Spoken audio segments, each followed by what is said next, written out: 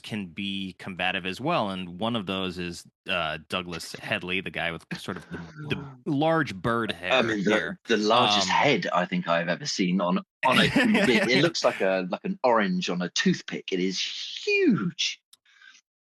yeah, and she skewers him with a very apt description of philosophical reasoning that he was certainly not prepared for, because she describes it as like the pipes in your head, and you can see at first he's like, oh god, my brain is hurting listening to this. Yeah.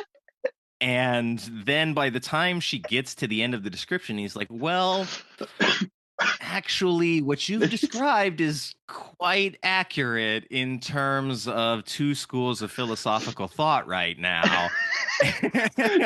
And him having to make that concession, I think, is one of my favorite moments in this And episode. again, but her she's as the reason he keeps engaging, I think, with her is because I think on some level he respects that even though everything she said is nonsense and complete, not just complete nonsense, but just like the type of ramblings you'd like find from someone who's been in a facility for too long, but but she's trying. I think that's the thing that that keeps him on the level is, but because even though the thought is mental, what is it? Is she saying that you got to?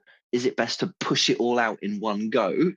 Basically, as uh, if you're relieving yourself, like. yeah. But exactly, I, I really respect him. I really do respect him.